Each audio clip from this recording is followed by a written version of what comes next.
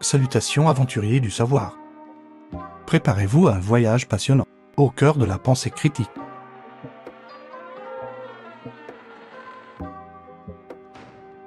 Aujourd'hui, nous allons explorer deux super pouvoirs de l'esprit humain. Le biais placebo et le sophisme de l'appel à la popularité. Vous allez adorer ça, croyez-moi. Alors accrochez-vous, c'est parti. Rome, déjà, c'est quoi un dia? Bah, je vais le représenter très facilement, avec deux personnages. Le personnage va représenter le biais, et un autre personnage qui va représenter la pensée logique.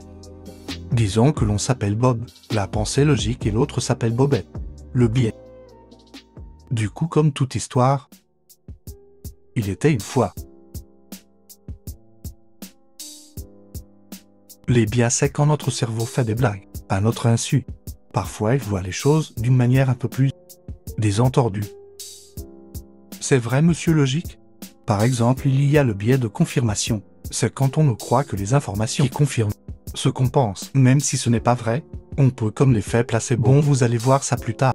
Un biais cognitif, c'est quand notre cerveau fait des erreurs de pensée. Nous faisons parfois croire des choses qui ne sont pas vraies. Cela nous fait prendre des mauvaises discussions. Imaginez que vous avez un rhume. Votre maman vous donne une pilule magique compliqué qui signifie tout simplement. Et du coup, après quelques secondes d'hésitation, tu décides de prendre le médicament que ta mère t'a fait. Et quelques temps après, tu te sens très bien. Mais en réalité, cette pilule magique ne fait rien. C'est ce qu'on appelle l'effet placebo. C'est quand notre cerveau pense que quelque chose fonctionne, même si ça ne fait rien du tout.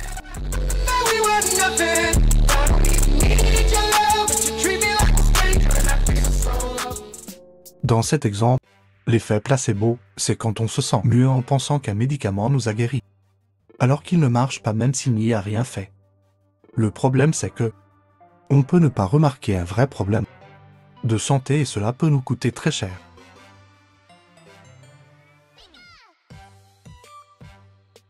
Bon, trêve de mentalité.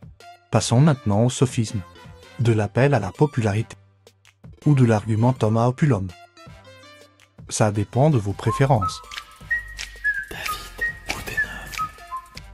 C'est un nom bien compliqué, pour dire que parfois, on fait les choses, juste parce que tout le monde le fait.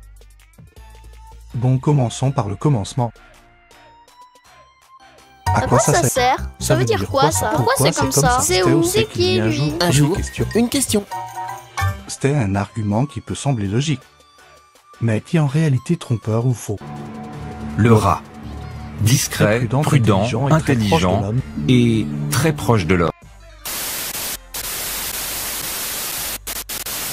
C'est une façon de manipuler la pensée des autres, en utilisant des astuces, souvent pour les tromper. Très souvent surnoise, mais bon. Tu mens, c'est-à-dire que regarde, tu mens. Parce qu'aujourd'hui, les gens tu mens, frère. Parce que... Bon, petit exemple, si tous vos amis décident de sauter d'un pont, serez-vous tenté de les suivre de sauter du pont-ci? Bah ouais, logique. Bon, je vous l'accorde, c'était un petit peu cliché. Regardez-moi une deuxième chance. Voilà.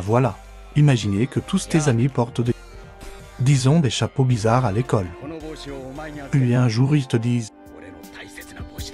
comme tout le monde porte ce chapeau, alors tu devrais en porter aussi. Normalement tu le ferais pas, parce que ce n'est pas une raison qui est suffisante pour convaincre de les porter. C'est pas parce que tout le monde le dit que tu dois le faire. Je vous invite à réfléchir par vous-même, à faire vos propres choix éclairés, et à ne pas avoir peur de prendre vos propres chemins. Vous êtes des penseurs intelligents. En tout cas, si vous l'êtes pas, vous le deviendrez. Je l'espère. Il m'est l'heure de conclure, voyageurs. J'espère que vous avez apprécié cette vidéo, et que vous avez appris beaucoup de choses. J'espère qu'aussi que vous ne connaîtrez plus ces sophismes. En tout cas, celui que je vous ai expliqué, ni même le biais que je vous ai expliqué.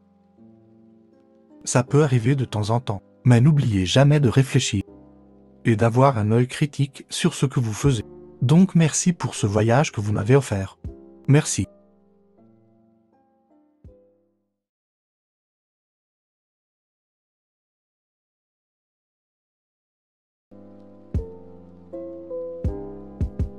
Rap and chill.